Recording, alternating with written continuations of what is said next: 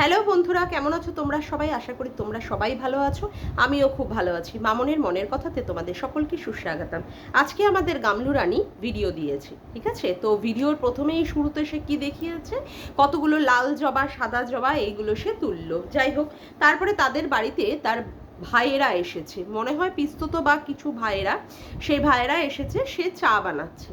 ওকে, তো চা বানাচ্ছে কি, দুধ চা বানাচ্ছে। তা বলছি যে কিনা হেলথের সম্পর্কে ভীষণ চিন্তিত, যে তাকে তার শরীরের মানে হেলথ কনসাস হতে হবে, তার শরীরের চেহারা কমাতে হবে। দুধ চা, তারপরে হচ্ছে ফুচকা, তারপরে ঘুগনি, তারপরে আইসক্রিম, তারপরে কোল্ড ড্রিঙ্কস, মানে বিভিন্ন ড্রিঙ্কস খায়, ঠান্ডা পানীয়।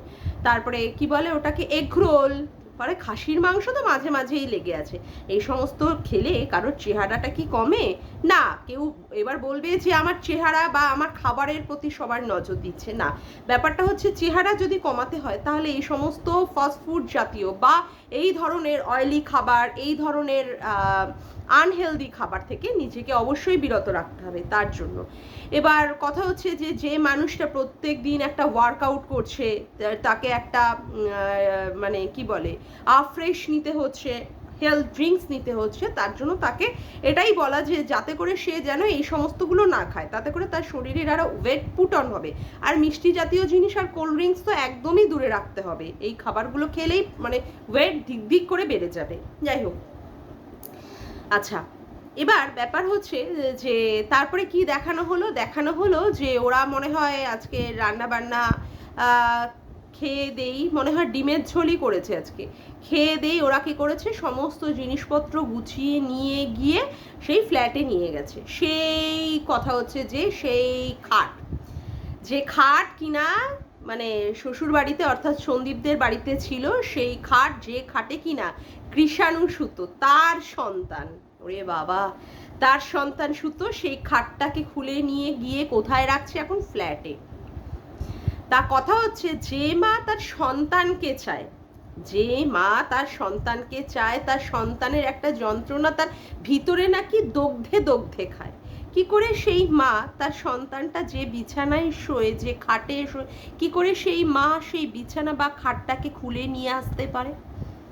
মানে কি রকমের একটা অদ্ভুত ব্যাপার না বন্ধুরা? মানে আমি সত্যি ভাবলেই আমার খারাপ লাগে যে একটা খাট, যে খাটে তার শিশু, তার নিজের জন্ম দেওয়া শিশুটি যে খাটে আলোকিত করে শুয়ে থাকে, যে খাটটার মধ্যে, সেই খাটটাকে তার মাকে খুলে নিয়ে আসতে হয়েছে। মানে এটা ভাবতে গেলেও কীরকম লাগে। আমরা তো মনে হয় যে কোনো একটা জিনিসে যদি কেউ যদি সেটা ব্যবহার করে, আমার তো মনে হয় সেই জিনিসটার প্রতি আমার আর কোনো, এক সেকেন্ড, মানে আমার আর সেই জিনিসটার প্রতি মানে কোনো রকমের আর মায়া থাকে না, যে ঠিক আছে সে ব্যবহার করছে যখন, তাতে করে তাকে দিয়েই দিই। কিন্তু এ তো তার নিজের সন্তান, নিজের মানে কি বলবো, পেট থেকে কাটা সন্তান, যে সন্তানটাকে সে জন্ম দিয়েছে, 10 মাস 10 দিন যে সন্তানটাকে সে গর্ভে ধারণ করেছে, সেই সন্তানের কাছ থেকে তার মাকে খাট খুলে নিয়ে যেতে হয়েছে। সেই খাটটাকে নিয়ে সে এখন কোথায় যাচ্ছে? নতুন ফ্ল্যাটে। নতুন ফ্ল্যাটে সুন্দর করে সুসজ্জিতভাবে গোছাচ্ছে নতুন ফ্ল্যাটটা। আবার বলতে হচ্ছে সেখানে ছেলে নাকি তার কাছে আসবে। তা আজকে যে সমস্তগুলো দেখলাম, যা গোছানো গাছানো অমুক তমুক সবগুলো দেখলাম, ছেলের জন্য তো কোনো প্রিপারেশন দেখলাম না যে হ্যাঁ ছেলেকে সে নিয়ে আসবে, তার জন্য ছেলের জন্য আলাদা করে কোনো কিছু একটা জিনিসপত্র আনা হচ্ছে, বা ছেলের এই জায়গাটায় মানে স্পেশালি ছেলের জন্য এটা থাকছে, বা ছেলের এটা ঘর, ছেলে এখানে এসে পড়াশুনো করবে। কই সেই রকম তো দেখলাম না যে সেইটা ভিডিওতে বলা, নাকি সেটাও বলতে মানা আছে? অবাক, সত্যি অবাক। আমি যত আমাদের এই গামলু রানীকে দেখি না, তত আমি অবাক হয়ে যাই যে এই মা আবার এই রকমও হয়। তবে হ্যাঁ, সূচনা শেঠকে দেখে, বা ওইদিকে ইন্দ্রাণী মুখোপাধ্যায়, ইন্দ্রাণী মুখার্জি, যে কিনা কোনো একটি চ্যানেল সিইও ছিলেন, যে কিনা তার নিজের হাতেই তার সন্তান অর্থাৎ সিনা বোরাকে হত্যা করেছে। আর এই সূচনা শেঠ, সে কিনা নিজের স্বামীর সাথে, যেখানে ইগো ক্লাসের জন্যই তার সন্তানকে গোয়া সি বিচে নিয়ে গিয়ে মেরে ফেলে দিয়েছে, তারপরে তার বডিটাকে ব্যাগের মধ্যে বন্দি করে আবার নিয়ে এসেছে। তো এরকম মাকে দেখে অবাক হওয়ার কিছু নেই যে গামলা এরকম করতেই পারে, যেখানে এসে নিজে তার প্রয়োজনীয় জিনিসপত্রগুলি নিতে ভোলেনি, কিন্তু সন্তানটাকে কিন্তু মানে একেবারে এই অবলীলাক্রমে সে ভুলে গেছে সন্তান নেয়ার কথা। এখন মানে 10 মাস 11 মাস পরে যখন তার বর তাকে তার চ্যানেলে স্ট্রাইক দিয়েছিল, সেই স্ট্রাইকের জ্বালায় তার বরের থেকে প্রতিশোধ নেওয়ার জন্য তার সন্তানটাকে নেওয়ার চিন্তা প্রচণ্ড পরিমাণে হয়েছিল। এবং অনেক কন্ট্রোভার্সি ক্রিয়েটারদের কাছেও সে সাহায্য চেয়েছিল, তারা অনেকেই আবার বলেছিল বাচ্চা আসবেই, শিশুরা নাকি মাতৃক্রোড়ে আর বর্ণেরা বনে সুন্দর, শিশুরা মাতৃক্রোড়ে। অনেকেই আবার বলে দিয়েছিল বাচ্চা যদি না আসে তবে তারা কি করবে, তারা ইউটিউব ছেড়ে দেবে। তবে এখনো পর্যন্ত তারা ইউটিউব ছাড়েও নি, আর এখনো পর্যন্ত বাচ্চা এখনো পর্যন্ত বাচ্চা তার মায়ের কাছেও আসেনি। যাই হোক, সেটা বড় কথা না, বড় কথা হচ্ছে যে বাচ্চা এখনো কিছু আসেনি। অবশ্য বাচ্চার জন্য যে সে আলাদাভাবে কোনো অ্যাক্টিভিটি করছে বা কোনো রকমের লিগাল প্রসেসে গেছে সেরকম কোনো কিছু আমাদের কাছে এখনো নোটিশ এসে পৌঁছায়নি, হয়তো বা হবে, জানি না সেটা। যাই হোক, তো সেখানে আমরা দেখলাম যে ফ্ল্যাটে নিয়ে গিয়ে সেইখানে বাবা 3 layered bamboo plant, lucky bamboo, তারপরে আবার মানি প্ল্যান্ট। তা মানি প্ল্যান্ট মানি টানি দেয় নাকি? তবে ভালো ভালো সুন্দরভাবে ফ্ল্যাট গোছানো বা সাজানোর ক্ষেত্রে এই সমস্ত গাছগুলোর তো ভীষণ ভূমিকা। তো এইগুলোকে সে রেখেছে। তারপরে দেখাচ্ছে যে ফ্রিজে জল রেখেছিল। তবে একটা জিনিসে আমার সত্যিই খুব আপত্তি হলো যে কোনো একটি বাচ্চা ছেলেকে দেখলাম সিলিন্ডারটা বয়ে বয়ে নিয়ে আসলো, ওই রকমের একটা ভারী সিলিন্ডার। তো সেই বাচ্চাটি বয়ে বয়ে নিয়ে আসলো, তো ওই বাচ্চাটিকে দিয়ে এই সিলিন্ডারটা বয়ে নিয়ে আসাটা একটা মনে হলো না যে অনুচিত কাজ হলো। কারণ ওইটুকু বাচ্চারের ওই সিলিন্ডারের যে ওয়েট, সেই নিশ্চয়ই ওটা ভরা সিলিন্ডার, সেই ওয়েটে যদি বাচ্চাটার কোনো রকমের কিছু লেগে যেত, ওটা দেখে না আমি সত্যি প্রচণ্ড পরিমাণে অবাক। আই এম টোটালি শকড যে কি করে ওই রকম একটা বাচ্চা ওই রকম একটা সিলিন্ডার বয়ে বয়ে নিয়ে আসলো। তবে এখানে আমাদের দালাল এইটা দেখতে পাবে না, দালালের এই সমস্তগুলো চোখে পড়বে না, দালাল এসব দেখতে পারবে না। এটা যদি সন্দীপদের বাড়িতে হতো, সন্দীপের মা কাচাকুচি করেছে, সন্দীপ সেখানে মানে ওয়াশিং মেশিনে কেচেছে, কিন্তু সন্দীপের সেখানে ভূমিকা ছিল না, সেই সমস্তগুলো সে খুব ভালো করেই চোখ দিয়ে তাকিয়ে দেখে, কিন্তু এই সমস্তগুলো সে কিছু দেখেও না আর বলতেও ঠিকঠাক পারে না। যাই হোক, তারপরে কি দেখলাম, তারপরে দেখলাম যে যেটা সবচেয়ে বলার বিষয়, যে ফ্ল্যাটে যে সে গেছে, ফ্ল্যাটে যে জিনিসপত্র ঢোকাচ্ছে, নিশ্চয়ই তাদের বাড়িতে নিশ্চয়ই গৃহপ্রবেশটা হয়েছে, ফ্ল্যাটে গৃহপ্রবেশ নিশ্চয়ই হয়েছে। তা ঠাম্মি এখনই কেন গেল গামলু? ঠাম্মি এখনই কেন গেল? এর মধ্যেও কি কোনো কিছু একটা মানে গন্ডগোল বা কিছু একটা মনোমালিন্য রয়েছে লুকিয়ে? কারণ এই যে ফ্ল্যাটটা, সেখানে বলা হয়েছিল ঠাম্মিকে নিয়ে থাকা হবে, তারপরে ঠাম্মি হচ্ছে সবচেয়ে মানে কি বলবো একটা বড় ভূমিকা, সেখানে ঠাম্মুকে কত কাপড় দেওয়া হচ্ছে, অমুক দেওয়া হচ্ছে। আবার বলা হয়েছিল না এই ঠাম্মির সঙ্গেই ব্যবসা ট্যাবসা করা হবে। তা ঠাম্মি এই গৃহপ্রবেশের আগেই সময়ই ঠিকঠাক চলে গেল, আগেও গেল না পরেও গেল না, ঠিক যখন গৃহপ্রবেশটা হবে বেছে বেছে ঠিক তার একদিন আগেই বা দুদিন আগেই মানে ঠাম্মিকে চলে যেতে হলো পিসি বাড়িতে। আমি কিন্তু এখানে একটা মনোমালিন্য বা গন্ডগোলের একটা কিন্তু ভীষণ পরিমাণে গন্ধ পাচ্ছি। তোমরাও পাচ্ছ না বন্ধুরা? হ্যাঁ, আমার সাথে তোমরাও একমত হবে আমি জানি। যে ঠাম্মি কিনা এত এদের বাড়িতে মানে একটা প্রধান ভূমিকা পালন করে, ঠাম্মির মানে সমস্ত কিছু দেখাশোনা ভালো মন্দ, সেখানে আজকে এই গামলু সেখানে ফ্ল্যাটে পুজো করছে, তারপরে গৃহপ্রবেশ করছে, জিনিসপত্র ঢোকাচ্ছে, সবাই আছে অথচ ঠাম্মি নেই। হ্যাঁ, কি অবাক কাণ্ড। যাই হোক, সেটা বড় কথা না। বড় কথা আর একটা কি আছে দেখলাম আমি যতদূর সম্ভব, যে চা রাস্তায় কোথাও একটা টোটোতে করে এরা চা খেয়েছে, তার চায়ের পয়সাটাও আবার রিটার্ন করছে কি দাদা, ওই তার কাটা লাইফা দাদা। সেই দাদাকে আবার দেখলাম কি ঠিক টাকাটা দিয়ে মানে দোকানদারকে টাকাটা দিয়ে রিটার্ন টাকাটাও আবার গামলাকে ফেরত দিচ্ছে। বলছি কি দাদার কি এইটুকু ক্ষমতা নেই যে দাদা এই চায়ের পয়সাটা দিতে পারে? যা কিছু হবে বাপের বাড়িতে সব কি তোকেই দিতে হবে? মানে একটা চায়ের পয়সাও কি ওরা বিয়ার করতে পারে না? হ্যাঁ, আবার মানে এই দালাল আবার বলতে বসে যে তোকে বেচে বেচেই ওরা খেয়েছিল, তোকে বেচে, মানে সন্দীপরা বেচে বেচেই খেয়েছিল। তা এখন গামলু রানীর বাড়ির লোকেরা গামলু রানীকে কি করে খাচ্ছে? প্রত্যেকটা প্রতি মুহূর্তে একটা সবজি কিনতে গেলেও গামলু রানীকে সেখানে যেতে হয়, পয়সা দিতে হয়।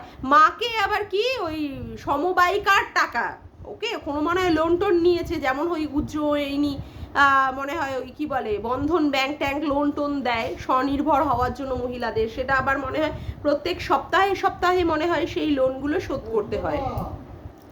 সেক্ষেত্রেও আমরা কি দেখি গামলু রানীকে টাকা পেমেন্ট করতে, মানে মায়ের সাথে গিয়ে সেখানে টাকা দিতে, আবার বলে কিউআর কোড দিলেই সেখানে ও সে দিয়ে দিতে পারে ওই স্ক্যান ট্যান করে। তারপরে আবার বড় মাছ রাখার ক্ষেত্রে, সবজি রাখার ক্ষেত্রে, জামা কাপড় ক্ষেত্রে, কাউকে কোনো গিফট দেওয়ার ক্ষেত্রেও আমরা দেখি কি গামলু রানীর সাথে সাথে যাচ্ছে তার মা বৌদি দাদার সাথে, সেখানে গিয়ে সেই পেমেন্ট করছে, সেই টাকা দিয়ে কিনে আসছে। বলছি কি তা তুই যখন ছিলিস না তখন এদের সংসারটা কিভাবে চলতো রে? হ্যাঁ একটু বলতো। আজকে তুই আছিস তাই আজকে তুই এইভাবে দিতে পারছিস, কিন্তু তুই যখন থাকবি না নিশ্চয়ই তুই ভবিষ্যতে কোনো না কোনো কিছুতে সেটেল করবি, অবশ্যই সেটেল তো করছিসই ফ্ল্যাটে, তখন এদের টাকা পয়সাটা কি কে দেবে? আর তুই যেহেতু শ্বশুর বাড়িতে মানে ভিডিও করতিস তার দরুন টাকা আসতো, তাই বলা হচ্ছে যে তোকে নাকি বেছে বেছে সন্দীপ আর সন্দীপ মিত্রের বাড়ির লোকেরা নাকি খেয়েছে। তা এখন যে তোর বাপের বাড়ির লোকেরা এইভাবে প্রতি পদে প্রতিনিয়ত যে তোকে বেছে বেছে খাচ্ছে, এখন তাহলে দালাল কি বলবে? দালাল অবশ্যই এই সমস্তগুলো চোখে পড়ে না, দালালের চোখে পড়ে না। আচ্ছা, আবার একটা কি জিনিস দেখা গেল, যেই সোফার মধ্যে ওই বিড়ালগুলো, বিড়ালের বাচ্চা, আবার বিড়ালকে সে কি ভালোবাসে, বিড়ালের বাচ্চা বা বিড়াল যেখানে লাফালাফি করে সেই সোফাটাও নিয়ে গেছে।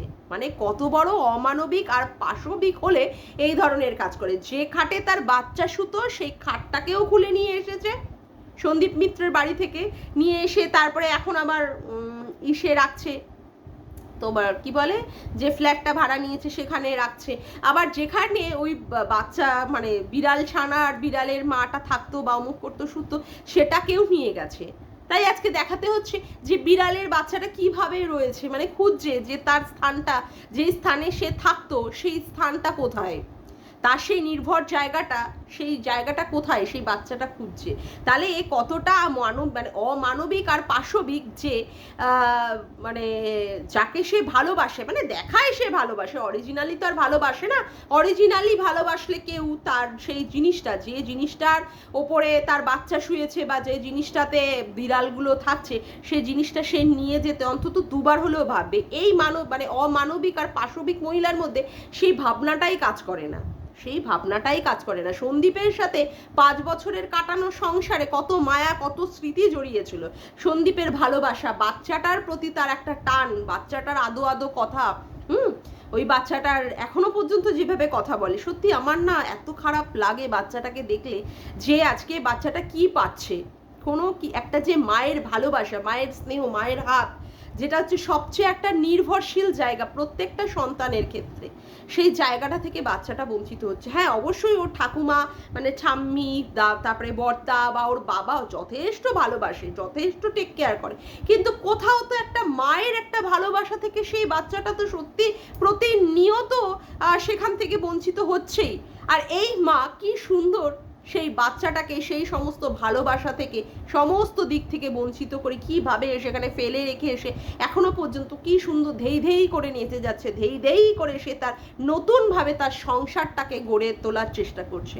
এর কাছে কোনো মায়া, কোনো দয়া, কোনো ভালোবাসা, কোনো কিছু অনুভূতি এর কাছে কাজ করে না, কোনো অনুভূতি এর কাছে কাজ করে না। 5 বছরের কাটানোর সংসার মানুষের সত্যি একটা, আমি অনেককেই দেখেছি যে অনেক মানে যারা বিয়ের আগেও অনেকের সাথে ভালোবাসাবাসি করে, তারা ভালোবাসাটাকে ভুলতে কত সময় নেয়। অনেককে আমরা তো দেখি বিয়েই করে না সেই ভালোবাসা ভোলার জন্য, বা একটা সম্পর্ক থেকে বা একটা সাংসারিক সম্পর্ক থেকে বেরিয়ে এসে আর একটা বিয়ে করতেও বা সেই দিকে সেটেল করতে গেলেও মানুষের একটা 2-3 বছর লাগে তার মানসিক স্টেবিলিটিটাকে পুনরায় ঠিক করে নেওয়ার। কিন্তু এর ক্ষেত্রে কিন্তু সেই সমস্ত বেশি দিন সময় লাগেনি, ওই 1 মাস তারপরেই তো সে নিজের চ্যানেল খুলেই বসে পড়েছে যে এইভাবে ভিডিও করতে। আসলে এ প্রথম থেকেই প্রি প্ল্যান করে রেখে দিয়েছিল সন্দীপের বাড়িতে যখন সে ছিল, তখন থেকেই সে প্রি প্ল্যান করে রেখে দিয়েছিল যে এর পরবর্তী স্টেপে কি নেবে,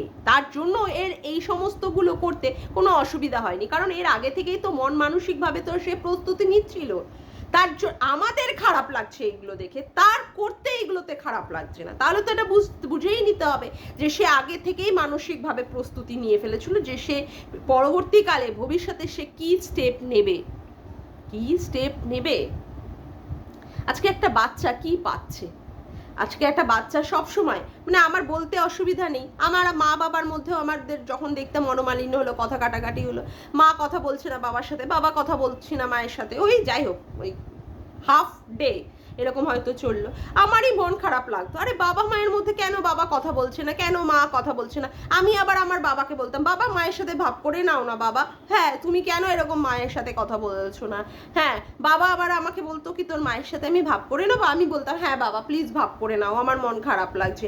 বাবা আবার সাথে সাথে গিয়ে মায়ের সাথে কথা বলতো বা অমুক করতো। এটাই তো হয় না, একটা সন্তানের মনের মধ্যে কতটা একটা প্রভাব পড়ে যে মানে তার বাবা মায়ের মধ্যে কোনো অশান্তি হোক বা বাবা মায়ের মধ্যে যদি কোনো রকমের দূরত্ব তৈরি হয়ে যায়, আজকে সেখানটায় পরবর্তীকালে আজকে কৃষাণুর মধ্যে কি কিছু এফেক্ট পড়ছে না? অবশ্যই পড়ছে। এবং আরও যখন কৃষাণু বড় হবে তখন কৃষাণুর মনের মধ্যে এই যে ইম্প্যাক্টটা যে আজকে তার মা নেই, আরও যদি জানতে পারে যে তার মা কি কি করে বেরিয়েছে, নিশ্চয়ই তো সে বোঝার মতো ক্ষমতায় আসবেই যে তার মা কি করেছে বা কি কিসের জন্য তার মা বাইরে। আজকে সেই কৃষাণুর কি ভবিষ্যৎ, মা নাকি নিয়ে যাচ্ছে বাচ্চাকে তার নিজের কাছে, কোনো রকমের তার পরিকল্পনা বা কোনো রকমের কিছুই দেখতে পাচ্ছে না। সঙ্গীতা ম্যাডাম তো বারে বারে বার্তা দিচ্ছেন যে সেই রকম কোনো রকমের তারা স্টেপ নেয়নি। আচ্ছা সত্যি অবাক লাগছে, ওই খাটটা ফ্ল্যাটের মধ্যে ঢোকাচ্ছে দেখছি, সাজাচ্ছে, আবার বলছে পরের ঘরেও একটা খাট আনবে। যাই হোক, নিশ্চয়ই সেখানটায় নিজের সংসার গোছানোর জন্যই করছে। যাই হোক, আজকের মতো ভিডিওটা আমি এখানেই শেষ করলাম। আমার ভিডিওটা যদি তোমাদের ভালো লেগে থাকে তবে অবশ্যই একটি লাইক করো, কমেন্ট করো, শেয়ার করো, আর চ্যানেলটিকে বেশি বেশি করে সাবস্ক্রাইব করে রেখো, আর অল নোটিফিকেশন বেলটিকে অন করে রেখো এরকম নতুন নতুন ভিডিও পাওয়ার জন্য। আজকের মতো আসি বন্ধুরা, আবার দেখা হচ্ছে একটি নতুন ভিডিওতে। Bye, tata. এখন